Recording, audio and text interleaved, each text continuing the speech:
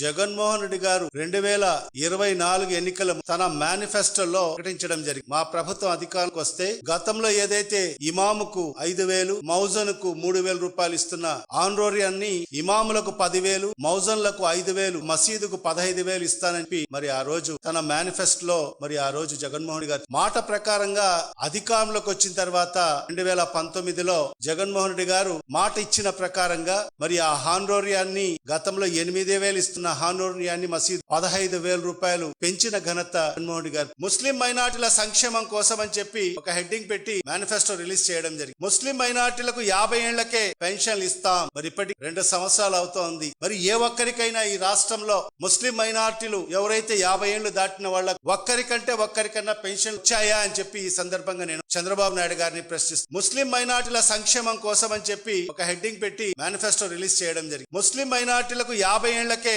పెన్షన్లు ఇస్తాం. మరి ఇప్పటికి 2 సంవత్సరాలు అవుతోంది. మరి ఏ ఒక్కరికైనా ఈ రాష్ట్రంలో ముస్లిం మైనార్టీలు ఎవరైతే 50 ఏళ్లు దాటిన వాళ్ళకు ఒక్కరికన్నా పెన్షన్ వచ్చాయా అని చెప్పి ఈ సందర్భంగా నేను చంద్రబాబు నాయుడు గారిని ప్రశ్నిస్తాను. నూర్ భాషా కార్పొరేషన్ ఏర్పాటు చేసి ప్రతి ఏటా 100 కోట్ల రూపాయలు నిధులు కేటాయిస్తాం అని చెప్పి హామీలో చెప్పడం జరిగింది. మరి ఈ కూటమి ప్రభుత్వం చంద్రబాబు నాయుడు గారు ముఖ్యమంత్రి అయి 2 సంవత్సరాలు అవుతా ఉంది. మరి ఎక్కడ ఈ 2 సంవత్సరాలు ఇప్పటికీ 3 బడ్జెట్ ప్రవేశపెట్టారు. మొన్నటి బడ్జెట్ తో ఈ కూటమి ప్రభుత్వము 3 బడ్జెట్ ప్రకటించడం జరిగింది. 3 బడ్జెట్లు ప్రవేశపెట్టడం జరిగింది. మరి ఈ 3 బడ్జెట్లలో కూడా ఎక్కడ కూడా నూర్ భాషా కార్పొరేషన్ ఒక్క నయా పైసా కూడా కేటాయింపు చేసిన దాఖలాలు లేవు. ఈ రాష్ట్ర ముఖ్యమంత్రి వర్యులు శ్రీ నారా చంద్రబాబు నాయుడు గారు మాట్లాడుతూ నిజంగా ఆయన మాట్లాడిన మాటల్లో ఒకటంటే కూడా నిజం మాట్లాడదు, అన్ని అసత్యాలు మాటగా ప్రజలందరూ ఉంచాల్సిన అవసరం. ఒక పుణ్య కార్యక్రమం, పవిత్ర రంజాన్ మాసం, మరి దావత్ ఇఫ్తార్ కార్యక్రమంలో ముఖ్యమంత్రి గారు ఏ ఒక్క మాట కూడా నిజం పలకు, అన్ని అసత్యాలు ఈ రాష్ట్ర ప్రజల్ని తప్పుదోవ పట్టించే విధంగా మరి ఆయన మాట్లాడడం చాలా బాధాకర విషయం. మరి ఇవాళ ఈ కూటమి ప్రభుత్వం అధికారంలోకి వచ్చి సుమారుగా 2 సంవత్సరాలు కావస్తావు. మరి ఈ 2 సంవత్సరాల కాలంలో మరి ముస్లిం మైనార్టీలకు మరి ఈ ప్రభుత్వం చేసిన మేలు ఏంటో ఒక్కటి కూడా చెప్పుకోకుండానే మేము అది చేశాం ఇది చేశామని చెప్పి అన్ని అసత్యాలు మాట్లాడడం జరిగింది ముఖ్యమంత్రి. మరి ఒక్కసారి గౌరవ ముఖ్యమంత్రి గారు ఏదైతే ఇఫ్తార్ విందులో మాట్లాడిన వీడియో ఒక్కసారి ప్లే చేసి చూపిస్తాం. ఒకసారి మీరు. నేనే ప్రారంభించాను ఇమాములకి మౌజంలకి ఆన్రోరియం ఇవ్వడం. మౌజంలకు అయితే 10,000, ఇమాములకు 10,000, మౌజంకి 5,000. అదే మారిగా ఇప్పటికి 120 ఈ రోజు రాత్రికి మళ్ళీ చెప్తున్నా ఉండే బకాయిలు 40 అకౌంట్ ఇవాళ ముఖ్యమంత్రి గారు మాట్లాడుతూ ఇమాములకు మౌజంలకు నేనే ఇచ్చాను 10,000, 5,000 అని. ఒక్కసారి ప్రజలందరూ కూడా ఆలోచన చేయాలి. గతంలో జగన్మోహన్ రెడ్డి గారు 2024 ఎన్నికల తన మేనిఫెస్టోలో ప్రకటించడం జరిగింది. మా ప్రభుత్వం అధికారానికి వస్తే గతంలో ఏదైతే ఇమాముకు 5,000, మౌజన్కు 3,000 రూపాయలు ఇస్తున్న ఆన్రోరియాన్ని ఇమాములకు 10,000, మౌజన్లకు 5,000, మసీదుకు 15,000 ఇస్తానని మరి ఆ రోజు తన మేనిఫెస్టోలో మరి ఆ రోజు జగన్మోహన్ రెడ్డి గారు మాట ప్రకారంగా అధికారంలోకి వచ్చిన తర్వాత 2019లో జగన్మోహన్ రెడ్డి గారు మాట ఇచ్చిన ప్రకారంగా మరి ఆ హాన్రోరియాన్ని గతంలో 8,000 ఇస్తున్న హాన్రోరియాన్ని మసీద్ 15,000 రూపాయలు పెంచిన ఘనత జగన్మోహన్ రెడ్డి గారు. మరి అదే కాకుండా మరి ఆనాడు 2014 నుంచి 19 వరకు ఏదైతే తెలుగుదేశం ప్రభుత్వం అధికారంలో ఉండి బకాయిలు పెట్టిపోయిన సుమారుగా 24 కోట్ల రూపాయలు మామూలకు మౌజన్లకు బకాయిలు పెట్టిన 24 కోట్ల రూపాయలు మా ప్రభుత్వం అధికారంలోకి వచ్చిన తర్వాత 2019 జగన్మోహన్ రెడ్డి గారు వెనువెంటనే మరి ఆ బకాయిలను మరి ఇచ్చిన ఘనత జగన్మోహన్ రెడ్డి గారు. మరి ఇవాళ ఈ సందర్భంగా మరి ఈ ప్రభుత్వానికి మరి ఈ కూటమి ప్రభుత్వంలో ఉండే పెద్దలకందరికి కూడా ఒక్కసారి వాళ్ళు ఇచ్చిన మేనిఫెస్టో 2024 ఎన్నికల ముందు ఈ రాష్ట్ర ప్రజల ముందు మేనిఫెస్టో పెట్టడం జరిగింది. ఆ మేనిఫెస్టో ఒక్కసారి చంద్రబాబు నాయుడు గారికి మీ ప్రభుత్వ పెద్దలకు గుర్తు చేసే విధంగా ఒక్కసారి చదువుతాను. ముస్లిం మైనార్టీల సంక్షేమం కోసం అని చెప్పి ఒక హెడ్డింగ్ పెట్టి మేనిఫెస్టో రిలీజ్ చేయడం జరిగింది. ముస్లిం మైనార్టీలకు 50 ఏళ్లకే పెన్షన్లు ఇస్తాం. మరి ఇప్పటికి 2 సంవత్సరాలు అవుతోంది. మరి ఏ ఒక్కరికైనా ఈ రాష్ట్రంలో ముస్లిం మైనార్టీలు ఎవరైతే 50 ఏళ్లు దాటిన వాళ్ళకు ఒక్కరికన్నా పెన్షన్ వచ్చాయా అని చెప్పి ఈ సందర్భంగా నేను చంద్రబాబు నాయుడు గారిని ప్రశ్నిస్తాను. మీరు 50 ఏళ్లు నిండిన ముస్లిం మైనార్టీలకు ఏ ఒక్కరికైనా మీరు పెన్షన్ ఇచ్చారా? దీని మీద సమాధానం ఇవ్వాల్సిన అవసరం. మరి అదే విధంగా మైనార్టీల ముఖ్య పట్టణాల్లో ఈద్గాలకు ఖబరస్థాన్లకు స్థానాలు కేటాయింపు చేస్తాం. మరి ఈ 2 సంవత్సరాల కాలంలో ఈ కూటమి ప్రభుత్వం వచ్చి ఈ 2 సంవత్సరాల కాలంలో ఏ ఒక్క పట్టణంలో అయినా 1 సెంట్ భూమి మీరు ఈద్గా గాని ఖబరస్థాన్లకు గాని మరి ఇచ్చారా చంద్రబాబు నాయుడు అని చెప్పి ఈ సందర్భంగా నేను ప్రశ్నిస్తున్నాను. ఈ రాష్ట్ర ప్రజలకు సమాధానం చెప్పాలి రాష్ట్రం. మరి అదే విధంగా విజయవాడ సమీపంలో హజ్ హౌస్ నిర్మాణం చేస్తాం. మరి ఈ హామీ అయితే 2014 ఎన్నికల్లో కూడా చంద్రబాబు నాయుడు గారు హామీ ఇచ్చారు. ఈ రాష్ట్ర విభజన జరిగిన తర్వాత విజయవాడలోనే మరి ఏదైతే హజ్ హౌస్ నిర్మాణం చేస్తానని చెప్పి మరి 5 ఏళ్లు ఎక్కడ హజ్ హౌస్ నిర్మాణం జరగలేదు. మరి 2019 మేనిఫెస్టోలో కూడా మరి విజయవాడలోనే సమీపంలో హజ్ హౌస్ నిర్మాణం చేస్తానని చెప్పారు. మరి 2 ఏళ్ల కాలం పూర్తవుతా ఉంది. మరి ఈ 2 ఏళ్ల కాలంలో ఎక్కడ కూడా మరి శంకుస్థాపన కూడా చేసిన దాఖలాలు లేవు.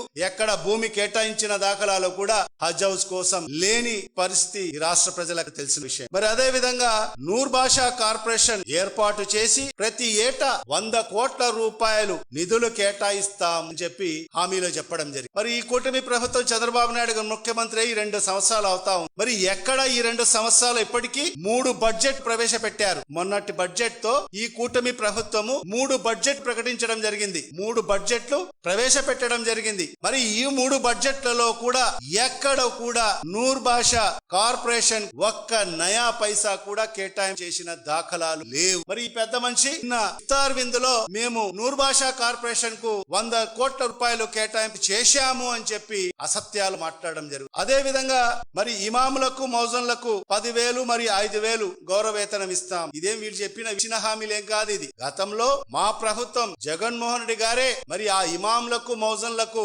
10,000 5,000 నిరంతరాయంగా ప్రతి నెల వాళ్ళ గ్రీన్ ఛానల్ ద్వారా మరి వాళ్ళకందరికి కూడా అందించడం జరిగింది. మరి ఇవాళ ఈటమి ప్రభుత్వం వచ్చిన తర్వాత చంద్రబాబు నాయుడు ప్రభుత్వం వచ్చిన తర్వాత చూస్తే మొదటిసారి వచ్చిన తర్వాత 6 నెలలకు ఒకసారి వాళ్లకు ఏదైతే గౌరవ వేతనం 6 నెలల తర్వాత వేయడం జరిగింది. తర్వాత 1 సంవత్సరం 12 నెలల తర్వాత మేము అనేక సందర్భాల్లో ప్రెస్ మీట్ పెట్టి ప్రభుత్వాన్ని ప్రశ్నిస్తే మరి ఆ రోజు నవంబర్ 11వ తేదీ ఏదైతే మౌలానా అబుల్ కలాం ఆజాద్ జయంతి ఉత్సవాలలో మరి ఆ రోజు గౌరవ వేతనం రిలీజ్ చేయండి అని చెప్పి ఆర్డర్స్ ఇవ్వడం జరిగింది. 12 నెలల తర్వాత ఒకేసారి 12 నెలలకు ఆ గౌరవ వేతనం అందించడం జరిగింది. మరి మళ్ళా తీరా అంటే అక్టోబర్ వరకు ఇచ్చారు. తర్వాత నవంబర్ డిసెంబర్ జనవరి ఫిబ్రవరి మార్చ్ మరి నిన్న ఇఫ్తార్ విందు వస్తే ఆ ఇఫ్తార్ విందులో చంద్రబాబు నాయుడు గారు రాత్రికి రాత్రి నేను ఆ 45 కోట్ల రూపాయలు రిలీజ్ చేసి మరి గౌరవ ఇమాములకు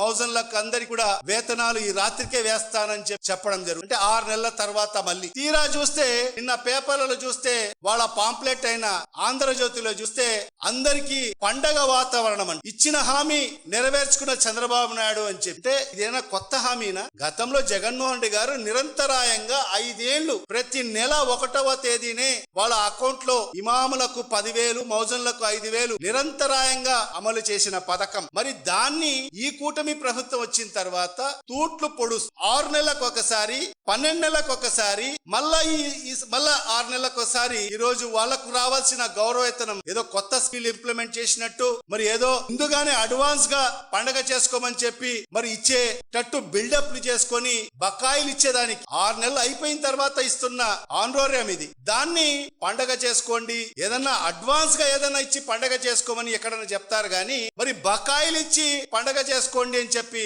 చెప్తున్న ప్రభుత్వం మరి ఈ రోజు ఈ ప్రభుత్వం చంద్రబాబు నాయుడు గారు. మరి అదే కాకుండా మసీదు నిర్వహణల కోసం నెలకు 5,000 ఆర్థిక సాయం చేస్తామని మేనిఫెస్టో చెప్పడం జరిగింది. మరి ఈ కూటమి ప్రభుత్వం వచ్చి 2 సంవత్సరాలు అవుతా ఉంది. ఈ 2 సంవత్సరాలలో ఈ రాష్ట్రంలో ఏ ఒక్క మసీదుకైనా 5,000 ఇచ్చారా?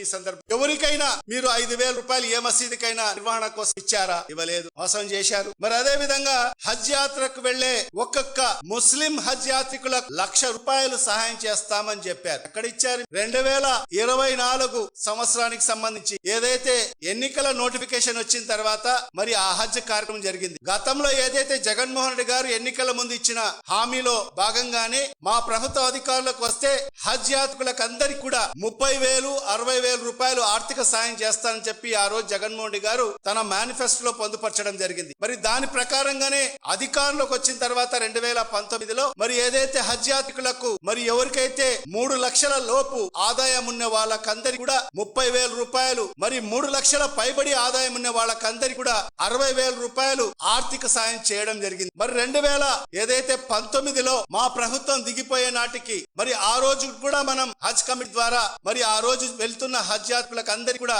ఏదైతే ఆ ఆర్థిక సాయానికి సంబంధించిన అప్రూవల్స్ కూడా ఇవ్వడం జరిగింది. మరి అంతలోకే ఎలక్షన్ నోటిఫికేషన్ రావడము, తర్వాత ఎన్నికల పరిణామం మనందరికీ కూడా తెలుసు. మీ ప్రభుత్వం అధికారంలోకి వచ్చిన తర్వాత మరి ఆ 2024లో ఎవరైతే హజ్ యాత్రికులు వెళ్లి వచ్చారో వాళ్ళకు ఒక్క నయా పైసా కూడా ఇవ్వకోకుండా వాళ్ళకందరికి కూడా మోసం చేసిన పరిస్థితి. మరి అనేక సందర్భాల్లో ఇక్కడ మన ఎమ్మెల్సీ గారు ఉన్నారు, కౌన్సిల్లో అనేక సందర్భాల్లో మన రూహుల్లా గారు ఉన్నారు, ఎమ్మెల్సీ గారు అనేక సందర్భాల్లో కౌన్సిల్లో దీన్ని లేవనెత్తడం జరిగింది. మరి 2024లో మరి వాళ్ళకు రావాల్సిన డబ్బులు ఈ ప్రభుత్వం ఎందుకు ఇవ్వడం లేదు, ఆర్థిక సాయం ఇస్తామని చెప్పిన ఆర్థిక సాయం ఎందుకు ఇవ్వడం లేదని చెప్పి కూడా మరి అనేక సందర్భాల్లో మాట్లాడినా కూడా మరి ఈ ప్రభుత్వానికి చీమకున్నట్టు కూడా లేదు. మరి తర్వాత మరి వీళ్ళు చెప్పిన మాట ప్రకారంగా ఏదైతే హజ్ యాత్రికి 1,00,000 రూపాయలు ఇస్తామని ఎక్కడ ఇచ్చారు, ఎవరికి ఇచ్చారు? 2025లో జరిగిన హజ్ కు సంబంధించి సుమారుగా మన రాష్ట్రం నుంచి 1870 మంది హజ్ యాత్రకు వెళ్లడం జరిగింది. మరి ఆ 1880 మందిలో వీళ్ళు ఏదైతే కేవలం 72 మందికి మాత్రమే ఆ 1,00,000 రూపాయలు వేయడం జరిగింది. అంటే ఎన్నికల ముందు ప్రతి ఒక్క హాజీకి 1,00,000 రూపాయలు ఇస్తామని చెప్పి తర్వాత అధికారంలోకి వచ్చిన తర్వాత ఈ ప్రభుత్వం మాట మార్చి విజయవాడ ఎంబార్కేషన్ పాయింట్ నుంచి వెళ్లే వాళ్లకు మాత్రమే 1,00,000 రూపాయలు ఇస్తామని చెప్పి మరి ఆంక్షలు పెట్టడము ఎంతవరకు సమంజసమో ఒక్కసారి ఈ కూటమి ప్రభుత్వ పెద్దలు రాష్ట్ర ప్రజలకు సమాధానం చెప్పాల్సిన అవసరం, ముస్లిం సామాజిక వర్గానికి సమాధానం చెప్పాల్సిన అవసరం అని చెప్పి కూడా ఈ సందర్భంగా నేను తెలియజేస్తున్నాను. 1870 మంది హాజీలు ఈ రాష్ట్రం నుంచి పవిత్ర హజ్ యాత్రకు వెళ్తే కేవలం 72 మందికి మాత్రమే మరి ఆ 1,00,000 రూపాయలు ఇవ్వడం జరిగింది. మరి ఇవాళ 2026కు సంబంధించి రేపు జరగబోయే హజ్ యాత్ర కూడా సుమారుగా ఈ రాష్ట్రం నుంచి 2,005 మంది మరి ఈ రాష్ట్రం నుంచి పవిత్ర హజ్ యాత్రకు వెళ్ళబోతున్నారు. మరి ఈ సందర్భంగా మేము ఈ రాష్ట్ర ప్రభుత్వానికి డిమాండ్ చేస్తున్నాము, మీరు ఏదైతే మేనిఫెస్టో ఇచ్చిన ప్రకారంగానే, మీరు మేనిఫెస్టోలో ఈ రాష్ట్ర ప్రజలకు హామీ ఇచ్చిన మాట ప్రకారంగానే అందరికీ 2,005 మందికి కూడా మీరు 1,00,000 రూపాయలు ఆర్థిక సాయం చేయాలని చెప్పి కూడా వైఎస్ఆర్ కాంగ్రెస్ పార్టీ ఈ కూటమి ప్రభుత్వానికి రాష్ట్ర ముఖ్యమంత్రి నారా చంద్రబాబు నాయుడు గారికి డిమాండ్ చేస్తున్నాం. మరి అదే కాకుండా మరి ఈ హజ్ యాత్రకు సంబంధించి ఒక్కసారి మాట్లాడాలి. గతంలో మా ప్రభుత్వం అధికారంలో ఉన్నప్పుడు జగన్మోహన్ రెడ్డి గారు ముఖ్యమంత్రిగా ఉన్న సందర్భంలో మన రాష్ట్రం నుంచి హజ్ యాత్రకు వెళ్లాలంటే మనకి ఇక్కడ ఎంబార్కేషన్ పాయింట్ లేదు. మరి మన యాత్రికులందరూ కూడా హైదరాబాద్, బెంగళూరు ఆ ఎంబార్కేషన్ పాయింట్ నుంచి అక్కడి నుంచి హజ్ యాత్రకు వెళ్లే పరిస్థితి లేదు. మరి మనం చూశాం, నేను ఒక మంత్రిగా మరి హైదరాబాద్ ఎంబార్కేషన్ పాయింట్ చూశాను, మరి అదే విధంగా బెంగళూరుకు సంబంధించిన కూడా చూశాను. మరి ఆ రెండు రాష్ట్రాలు కూడా వాళ్ళ రాష్ట్రానికి సంబంధించిన యాత్రికులకు ఏదైతే ఇంపార్టెన్స్ ఇస్తారో మన రాష్ట్రానికి సంబంధించిన హజ్ యాత్రికులకు ఆ ఇంపార్టెన్స్ ఇవ్వకోకుండా వాళ్లకు సరైన సదుపాయాలు కల్పించుకోకుండా చాలా ఇబ్బందులు పడుతున్న పరిస్థితులు నేను గమనించిన తర్వాత నేను ఆనాటి ముఖ్యమంత్రి శ్రీ వైఎస్ జగన్మోహన్ రెడ్డి గారి దృష్టికి తీసుకెళ్లి మన రాష్ట్రానికి సంబంధించిన హజ్ యాత్రికులు మన రాష్ట్రం నుంచే మనం పంపించాలి సార్, ఖచ్చితంగా మనకు విజయవాడ ఎంబార్కేషన్ పాయింట్ మనం సాధించుకోవాలని చెప్పి మరి ఆనాటి ముఖ్యమంత్రి జగన్మోహన్ రెడ్డి గారు కూడా కేంద్ర ప్రభుత్వంతో మాట్లాడి మరి ఎంబార్కేషన్ పాయింట్ ని సాధించుకోవడం. మరి 2024లో మనకు మాత్రం 2021లోనే మనకు ఎంబార్కేషన్ పాయింట్ శాంక్షన్ కావడం జరిగింది. కానీ కొన్ని అనివార్య కారణాలు అయితే కోవిడ్ వల్ల మరి 2 సంవత్సరాలు మరి హజ్ క్యాన్సిల్ కావడము, మరి 2023లో మరొకసారి హజ్ యాత్ర జరగడము, మరి ఆ 2023లో మనము ఏదైతే ఆ ఎంబార్కేషన్ పాయింట్ ని మరి ఆ రోజు ఓపెన్ చేసి మనకు సంబంధించిన మన రాష్ట్రానికి సంబంధించిన యాత్రికులకందరికి కూడా మంచి మెరుగైన సదుపాయాలు కల్పించి విజయవాడలో వాళ్ళకందరికి కూడా సాగనంపిన పరిస్థితి. మరి వాళ్ళు ఎవరైతే విజయవాడ నుంచి వెళ్లిన పరిస్థితి నుంచి ఒక్కొక్క హాజీ పైన ఒక్కొక్క హజ్ యాత్రికుడి పైన 83,000 రూపాయలు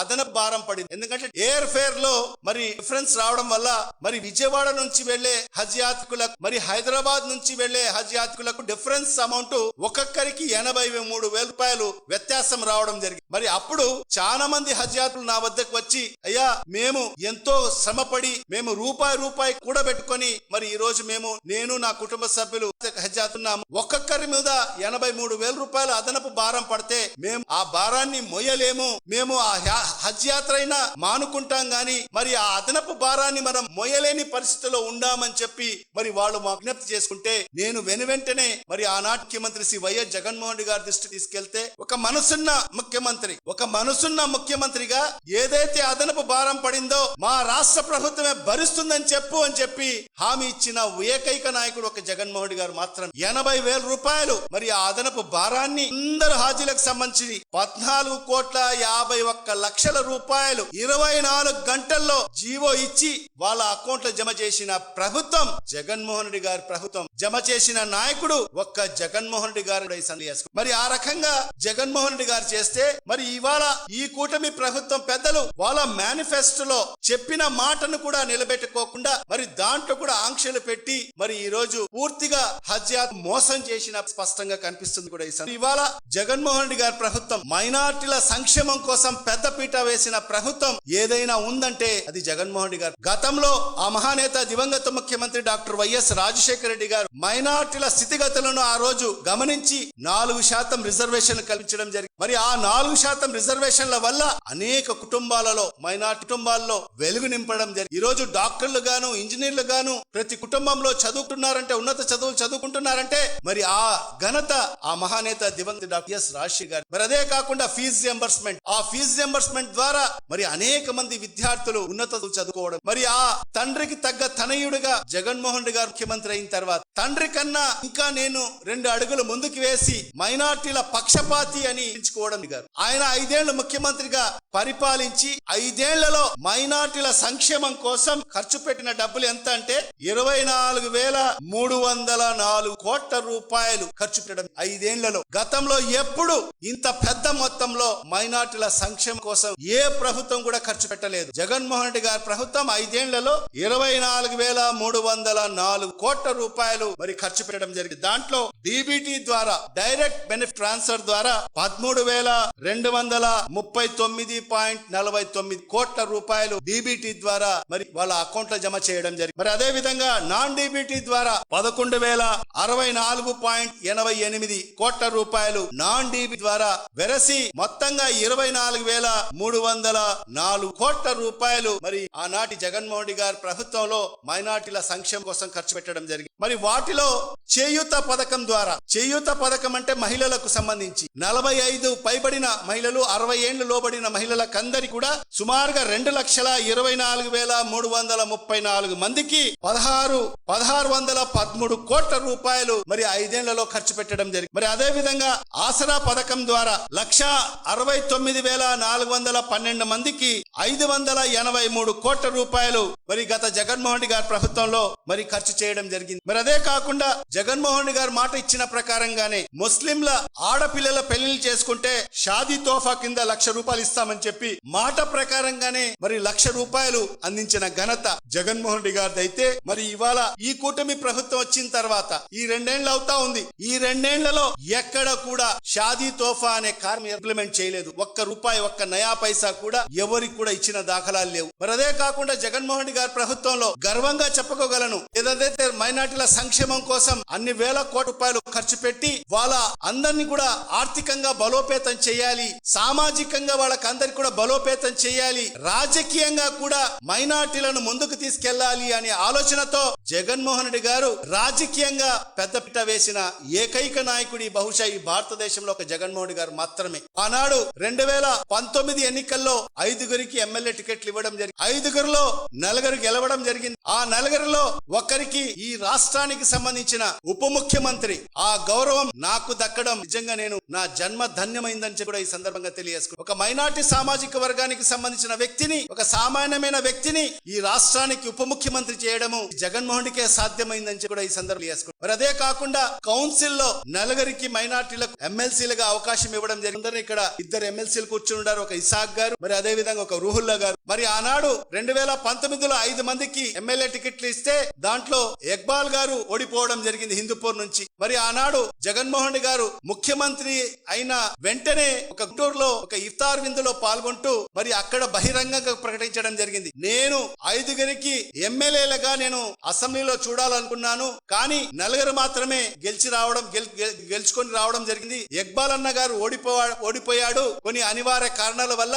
మరి ఇవాళ నేను మాటిస్తున్నాను, మొదటి విడతలో ఇక్బాల్ గారికి నేను ఎమ్మెల్సీ చేస్తానని చెప్పి ఆ రోజు మాట ఇచ్చి ఆ మాట ప్రకారంగానే మొదటి విడతలోనే ఇక్బాల్ గారికి ఎమ్మెల్సీ ఇవ్వడం జరిగింది. మరొక్కసారి ఇక్బాల్ గారికి ఎమ్మెల్సీని మళ్ళా రెన్యువల్ కూడా చేయడం జరిగింది. మరి అదే కాకుండా మొట్టమొదటిసారిగా ముస్లిం మహిళ జకియా ఖానం గారి ఎమ్మెల్సీ చేస్తూ శాసన మండలి డిప్యూటీ చైర్మన్ చేయడం ఇది ఒక చరిత్ర అని కూడా ఈ జకియా ఖానం గారికి సర్వోత్తమమైన పదవి డిప్యూటీ చైర్మన్ పదవి ఒక ముస్లిం మహిళకి ఇవ్వడం జరిగింది. మరి అదే కాకుండా 12 కార్పొరేషన్ల చైర్మన్లు మరి జగన్మోహన్ రెడ్డి గారు ముస్లిం మైనార్టీ చేయడం. దాంట్లో ఎవరైనా కూడా మరి ఇప్పుడు చూస్తే ఈ కూటమి ప్రభుత్వం వచ్చిన తర్వాత మరి ఈ రోజు వీళ్ళు ఎంతమందికి చైర్మన్లు చేశారంటే 5 మందికి మాత్రమే ఈ రోజు చైర్మన్లు చేయడం. అది కూడా ఏంటి, హజ్ కమిటీకి సంబంధించి, మైనార్టీ ఫైనాన్స్ కార్పొరేషన్, నూర్ భాషా కార్పొరేషన్, వక్ఫ్ బోర్డు కు సంబంధించి ఉర్దూ అకాడమీ, ఇవన్నీ కూడా ఎట్టి పరిస్థితుల్లో కూడా మైనార్టీలకు ఇవ్వాల్సిందే. ఎందుకంటే దీంట్లో కూడా ఎక్కడన్నా వెసులుబాటు నింటే చంద్రబాబు నాయుడు గారు మాత్రం మైనార్టీలకు ఇచ్చుకోకుండా వేరే వాళ్ళకి ఇచ్చే పరిస్థితి ఉండేది. ఎందుకంటే ఇక్కడ కండిషన్స్ ఉంటాయి కాబట్టి మైనార్టీలకు ఇవ్వాలి కాబట్టి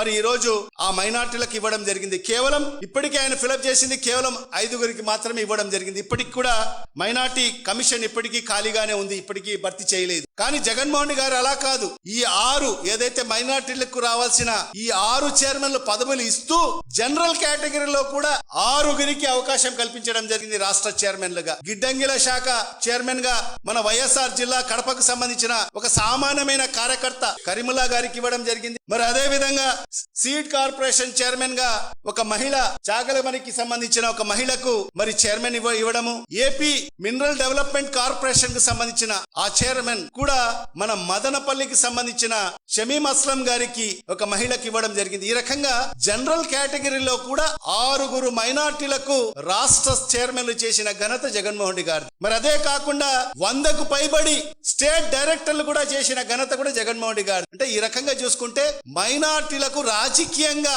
చెయ్యి పట్టుకొని వాళ్ళ సర్వతోముఖాభి కోసం కృషి చేసిన ఏకైక నాయకుడు ఒక జగన్మోహన్ రెడ్డి గారు మాత్రమే. అదే కాకుండా ఏపీఎస్సి మెంబర్ ఒక మైనార్టీకి సంబంధించిన సలాం బాబు గారికి ఇవ్వడం జరిగింది. ఇవన్నీ కూడా చూసుకుంటే జగన్మోహన్ రెడ్డి గారి ప్రభుత్వంలో మైనార్టీలకు ఏ రకంగా పెద్దపీట వేశారో అనేది మనందరికీ అర్థమవుతుంది. కానీ ఇవాళ చూస్తే ఈ కూటమి ప్రభుత్వంలో మైనార్టీలకు ఎలాంటి న్యాయం జరగని పరిస్థితి. పార్టీ ఆవిర్భావం నుంచి పనిచేసిన తెలుగుదేశం పార్టీ నాయకులకు కూడా ఎక్కడ కూడా పదవులు దక్క పరిస్థితి. మరి అదే విధంగా ఇవాళ నిన్నటి ఇఫ్తార్ విందులో మైనార్టీ శాఖ మంత్రి మాట్లాడడం జరుగుతుంది. మరి ఈసారి 2026-27లో రాష్ట్ర ముఖ్యమంత్రి గారు మైనార్టీ సంక్షేమం కోసం 6,090 కోట్ల రూపాయలు బడ్జెట్లు కేటాయింపులు చేశామని చెప్పి గొప్పలుగా చెప్పడం జరుగుతుంది. మరి ఇవాళ ఈ సందర్భంగా నేను మైనార్టీ శాఖ మంత్రికి గాని మరి రాష్ట్ర ముఖ్యమంత్రి గారికి సూటిగా ప్రశ్నిస్తున్నాను. మరి మీరు గతంలో 2025-26కు సంబంధించిన బడ్జెట్ లో మైనార్టీల సంక్షేమం కోసం 4,600 కోట్ల రూపాయలు కేటాయింపులు చేశారు. మరి ఆ 4,600 కోట్ల రూపాయల్లో మైనార్టీల సంక్షేమం కోసం గత సంవత్సరంలో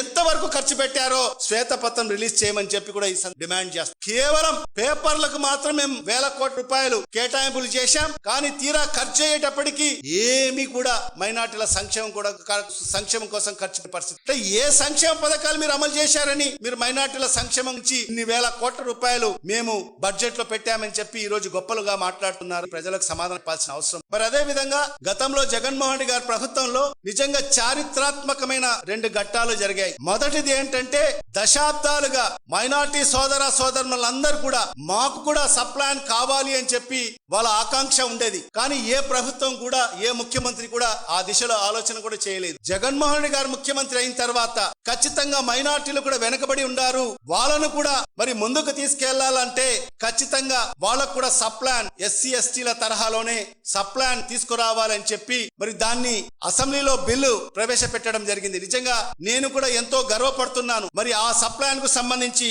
ఏదైతే ఆంధ్రప్రదేశ్ మైనార్టీస్ కాంపోనెంట్ చట్టం సప్లాన్ ఆ బిల్లుని కూడా నేనే ప్రవేశపెట్టడం జరిగింది ఒక మైనార్టీ శాఖ మంత్రిగా. మరి ఈ రోజు దాన్ని ముందుకు తీసుకెళ్లాల్సిన బాధ్యత కూడా మరి ప్రభుత్వాలపై పైన. అదే కాకుండా రెండవ చారిత్రాత్మక ఘట్టం, ఈ రాష్ట్రంలో మొత్తం అన్ని జిల్లాల్లో కూడా ఉర్దూని సెకండ్ అఫీషియల్ లాంగ్వేజ్ గా చేసిన ఘనత కూడా మా ప్రభుత్వానికి, జగన్ గారు. మరి అది కూడా మరి అసెంబ్లీలో బిల్లు ప్రవేశపెట్టిన ఘనత కూడా నాకు దక్కడం నేను కూడా గర్వపడుతున్నాను. మరి ఈ రకంగా ఈ రెండు చారిత్రాత్మకమైన ఘట్టాలు, ఒకటి మైనార్టీలకు సంబంధించిన సప్లాను, మరి అదే విధంగా ఉర్దూ భాషకు సంబంధించిన రెండో అధికారిక భాషగా రాష్ట్ర వ్యాప్తంగా గతంలో మనం చూసాం, కేవలం కొన్ని జిల్లాలో మాత్రమే ఎక్కడైతే ముస్లిం పాపులేషన్ ఉందో మరి ఆ జిల్లాల్లో మాత్రమే సెకండ్ అఫీషియల్ లాంగ్వేజ్ గా మరి ఉర్దూని మరి ఆ రోజు ప్రకటించడం జరిగింది. కానీ మా ప్రభుత్వం వచ్చిన తర్వాత జగన్మోహన్ రెడ్డి గారు రాష్ట్ర వ్యాప్తంగా అన్ని జిల్లాల్లో కూడా మరి ఉర్దూని అఫీషియల్ గా రెండో సెకండ్ లాంగ్వేజ్ గా ప్రకటించడం జరిగింది. మరి అదే కాకుండా నిన్న చంద్రబాబు నాయుడు గారు మాట్లాడుతూ మేము వక్ఫ్ బోర్డుకు సంబంధించిన 45 జీవోని 47 జీవోని రద్దు చేయడం జరిగింది అని చెప్పడం. అయ్యా చంద్రబాబు నాయుడు గారు, అసలు మీరు మాట్లాడే ముందు 47 జీవో ఏంటి, ఆ 47 జీవో ద్వారా వక్ఫ్ బోర్డుకు ఏ రకమైన లాభం జరుగుతుందో ఒకసారి ఆలోచించుకోకుండా ఎవరో రాసిస్తే మరి ఆ స్క్రిప్ట్ ని మీరు ఈ ఏదైతే దావతే ఇఫ్తార్ లో మీరు మాట్లాడడం విడ్డూరంగా ఉందని చెప్పి కూడా ఈ సందర్భం. ఎంత దారుణం అంటే ప్రతి రాష్ట్రానికి ఒక బోర్డు ఉంటుంది వక్ఫ్ సంబంధించి, వక్ఫ్ బోర్డుగా. ఈ రాష్ట్రంలో ఉండే వక్ఫ్ బోర్డు ఆస్తులన్నీ కూడా పర్యవేక్షించాలి, డే టు డే మానిటర్. వక్ఫ్ కు సంబంధించిన ఈ వేల కోట్ల రూపాయల భూముల మీద ఈ రోజు ఈ ప్రభుత్వ పెద్దల కన్ను పడింది. దీన్ని వాళ్ళ అనుయాయులకు అంటగట్టాలి అని చెప్పి ఒక దురాలోచనతో మరి ఈ రోజు ఇవన్నీ కూడా చేయడం జరుగుతుంది. దీన్ని మేము తీవ్రంగా ఖండిస్తున్నాం. మరి చూడండి, ఏమి ఒకటి కాల రెండు కాలేదు, దాన్ని ఇప్పటికే మంగళగిరిలో మెగా ఐటీ పార్క్ 71.57 ఎకరాలలో బిల్డింగ్లు కూడా చూపించేస్తున్నారు. గ్రాఫిక్స్ గతంలో ఏ విధంగా చంద్రబాబు నాయుడు గారు అమరావతి అని చెప్పి ఏ రకంగా పెద్ద పెద్ద పేజీల్లో సింగపూర్ సిటీ అని చెప్పి ఏదైతే బిల్డింగ్లు చూపించి అమరావతి గ్రాఫిక్స్ ఏ రకంగా చూపించారో మరి అదే రకంగా ఈ రోజు లోకేష్ గారు కూడా మరి ఏదైతే మంగళగిరిలో మెగా ఐటీ పార్క్ అని చెప్పి మరి ఈ రోజు గ్రాఫిక్స్ చూపించి మరి ఆ భూముల్ని, వక్ఫ్ భూముల్ని మరి ఏదైతే అన్యాక్రాంతం చేయాలని చెప్పి ఏదైతే ఆలోచిస్తున్నారో దాన్ని వైఎస్ఆర్ కాంగ్రెస్ పార్టీ పూర్తిగా వ్యతిరేకిస్తుంది. ఇప్పటికే అనేక ఉద్యమాలు జరుగుతున్నాయి. ఇప్పటికైనా ఆగకపోతే ఖచ్చితంగా భవిష్యత్తులో వైఎస్ఆర్ కాంగ్రెస్ పార్టీ అన్ని సంఘాలను కలుపుకొని పెద్ద ఎత్తున ఉద్యమాలు కూడా చేస్తామని చెప్పి కూడా ఈ సందర్భంగా ప్రభుత్వాన్ని హెచ్చరిస్తున్నాం. మీరు ప్రభుత్వ భూములు ఏదైతే మీరు ఎక్కడైనా ఇంకొక ల్యాండ్ పూలింగ్ చేసి మీరు ఎన్ని ఎకరాలు కావాలంటే ఎన్ని ఎకరాలు తీసుకోండి, కానీ మేము మాత్రం వక్ఫ్ కు సంబంధించిన ఒక్క సెంట్ భూమి కూడా ఇచ్చేదానికి మేము ఒప్పుకోము. మరి ఈ సందర్భంగా కూడా చెప్తున్నాం, ఒకవేళ మీరు ఏదైనా చేసినా కూడా భవిష్యత్తులో మా ప్రభుత్వం అధికారంలోకి వచ్చిన తర్వాత ఖచ్చితంగా ఆ భూములు మళ్ళీ ప్రభుత్వం స్వాధీనం చేసుకుంటామని చెప్పి కూడా ఈ సందర్భంగా తెలియజేసుకున్నారు. అదే కాకుండా మరి ఇవాళ చూస్తే ఈ రాష్ట్రంలో ఈ ప్రభుత్వం వచ్చిన తర్వాత ఏ రకంగా దౌర్జన్యాలు జరుగుతున్నాయి ఈ రాష్ట్రం తెలిసిన విషయం. వైఎస్ఆర్ కాంగ్రెస్ పార్టీ నాయకులను టార్గెట్ గా చేసుకొని మరి ఏ రకంగా వాళ్ళని ఇబ్బంది చేసే కార్యక్రమాలు ఉన్నాయి. మరి ఈ రాష్ట్రంలో అసలు లా అండ్ ఆర్డర్ ఉందా, ఈ రాష్ట్రంలో పోలీస్ వ్యవస్థ అనేది ఉందా అనే అనుమానం కూడా ఈ రాష్ట్రం. మరి ఈ రోజు ఈ రాష్ట్ర ప్రభుత్వం, ఈ కుటుంబ ప్రభుత్వం పోలీస్ వ్యవస్థల్ని మరి లా అండ్ ఆర్డర్ ప్రొటెక్ట్ చేసేదానికి వాడుకోవడం లేదు, కానీ వైఎస్ఆర్ కాంగ్రెస్ పార్టీ నాయకుల్ని ఇబ్బంది పెట్టడం కోసం మాత్రం పోలీస్ వ్యవస్థల్ని వాడుకోవడం, వాళ్ళ మీద దొంగ కేసులు, అక్రమ కేసులు పెట్టి వాళ్లకు జైలు పాలు చేయడం, వాళ్ళ కుటుంబాలను ఇబ్బంది పాలు చేయడము, ఇది మాత్రం పోలీస్ ని అడ్డం పెట్టుకొని మరి ఈ కూటమి ప్రభుత్వ పెద్దలు, ఈ రాష్ట్ర ముఖ్యమంత్రి పరిపాలన అని చెప్పి కూడా ఈ సందర్భంగా తెలియజేసుకో. అదే కాకుండా మరీ ముఖ్యంగా ఈ 2 ఏళ్ల కాలంలో ముస్లిం మైనార్టీల మీద ఓవరాల్ గా వైఎస్ఆర్ కాంగ్రెస్ పార్టీ నాయకుల్ని టార్గెట్ చేసి వాళ్ళని ఇబ్బంది చేసే కార్యక్రమం జరుగుతున్నాయి. మరి దాంట్లో ముస్లిం మైనార్టీలను మరీ ముఖ్యంగా టార్గెట్ చేసుకో, ఎందుకంటే ముస్లిం మైనార్టీలందరూ కూడా జగన్మోహన్ రెడ్డి గారితో ఉన్నారు, వైఎస్ఆర్ కాంగ్రెస్ పార్టీతో ఉన్నారని చెప్పి వాళ్ళను ఇబ్బంది చేసే కార్యక్రమం, వాళ్ళను హత్యలు చేయడం, దానికి కొన్ని నిదర్శనాలు ఎగ్జాంపుల్ ఇస్తాను. నిజంగా వినుకొండ ఎలక్షన్ అయిపోయిన తర్వాత వినుకొండలో ఒక వైఎస్ఆర్ కాంగ్రెస్ పార్టీకి సంబంధించిన రషీద్, అతని దారుణంగా నడి రోడ్డులో అతని హత్య చేయడం జరిగింది, నరికి హత్య చేయడం. అదే కాకుండా ఉంగునూరులో 4 ఏళ్ల బాలిక అంజుమ్ అని చెప్పి ఆ అమ్మాయిని కూడా హత్య చేసి నీళ్లలో పారేయడం. వైఎస్ఆర్ కౌన్సిలర్ రాయచోటి, అతని తెలుగుదేశం పార్టీ అల్లరి ముఖలందరూ కూడా దాడి చేసి బీటెక్ అనుచరు వైఎస్ఆర్ కాంగ్రెస్ వైఎస్ఆర్ ఏరం గ్రామంపై దాడి, స్థాన్పై దాడి. ఈ రకంగా మైనార్టీలను ఏ రకంగా ఈ ప్రభుత్వంలో మైనార్టీల పైన దాడులు ఉన్నాయో ఈ రాష్ట్ర ప్రజలందరూ కూడా ఆలోచన చేయాల్సిన అవసరం. మరి ఈ రకంగా కూటమి ప్రభుత్వం వచ్చిన తర్వాత మైనార్టీలకు ఏ రకంగా కూడా మేలు జరగలేదు గాని మరి ఈ రోజు మైనార్టీల మీద తెలుగుదేశం పార్టీకి సంబంధించిన నాయకులు వాళ్ళందరూ కూడా ఈ రోజు వాళ్ళ కక్ష సాధింపులో భాగంగా కొందరిని హత్య చేయడం, వాళ్ళ కుటుంబాలు ఇబ్బందులు పాలు చేయడము, చాలా మటుకు ఊర్లు వదిలేసి ఈ రోజు వేరే ఊర్లకు వెళ్లి వాళ్ళు ఉండే జీవనం కొనసాగించే పరిస్థితి రాష్ట్ర వ్యాప్తంగా రెడ్ బుక్ పరిపాలన ఈ రాష్ట్రంలో అమలు అవుతా ఉంది. మరి ఈ రకంగా ఒకటే కుటుంబ ప్రభుత్వానికి చంద్రబాబు నాయుడు గారికి నేను చెప్పేది ఒకటే, మీకు చిత్తశుద్ధి ఉంటే మరి మీరు ఇచ్చిన హామీలు, మేనిఫెస్టోలో ఇచ్చిన హామీలు, ఈ హామీ నెరవేర్చండి. ఏదో మైక్ ఉందని చెప్పేసి అన్ని అసత్యాలు మాట్లాడేస్తే అది సరిపోదు. ప్రజలందరూ కూడా గమనిస్తున్నారు. మరి అదే కాకుండా ఒకటి ఉదాహరణ నేను చెప్తాను. వైఎస్ఆర్ కాంగ్రెస్ పార్టీ ఆవిర్భావం నుంచి కూడా ప్రతి సంవత్సరం కూడా వైఎస్ఆర్ కాంగ్రెస్ పార్టీ ఆధ్వర్యంలో మేము కూడా దావతే ఇఫ్తార్ కార్యక్రమాలు ఏర్పాటు చేస్తా ఉన్నాం, ఇఫ్తార్ విందులు ఏర్పాటు చేస్తా ఉన్నాం. ప్రతి సంవత్సరం కూడా మన రాష్ట్ర అధ్యక్షులు శ్రీ వైఎస్ జగన్మోహన్ రెడ్డి గారు ఆ ప్రోగ్రామ్ లో పార్టిసిపేట్ అవుతారు. కానీ ఆయనకు ఈ రాష్ట్ర ముఖ్యమంత్రికి తేడా ఒకసారి గమనించండి. ఈ రాష్ట్ర ముఖ్యమంత్రి మాత్రం చంద్రబాబు నాయుడు మాత్రం అది ఇఫ్తార్ విందు కాదు, అదేదో పబ్లిక్ మీటింగ్ అన్నట్టుగా, రాజకీయ మీటింగ్ అన్నట్టుగా మైకు తీసుకొని అని రాజకీయాలు మాట్లాడతాడు. కానీ మా నాయకుడు జగన్మోహన్ రెడ్డి గారు మాత్రం మీరు అన్ని చూడండి, ఇన్ని ఏళ్లుగా చూడండి, ఎక్కడ కూడా ఆయన రాజకీయాలు మాట్లాడాడు. ఈ ఇఫ్తార్ కార్యక్రమంలో ఆయన వచ్చి కేవలం, ఎందుకంటే ఇది ఇఫ్తార్ కు సంబంధించి ఇది ఎంతో భక్తి శ్రద్ధలతో ముస్లిం సోదరులు ఒక్కపొద్దులు ఉంటారు, ఉపవాసాలు ఉంటారు. ఆ ఉపవాసాలు తీసే సమయము, ఆ సమయంలో మనం రాజకీయాలు మాట్లాడకూడదని చెప్పి ఆయన కేవలం ముస్లిం సోదరులకు శుభాకాంక్షలు మాత్రమే చెప్తారు. కానీ ఏనాడు కూడా ఆ వేదికపై నుంచి రాజకీయాలు మాట్లాడిన దాఖలాలు లేవు. అది మా నాయకుడికి మరి ఈ రాష్ట్ర ముఖ్యమంత్రి చంద్రబాబు నాయుడు గారికి వ్యత్యాసము. ఇవన్నీ కూడా ముస్లిం మైనారిటీ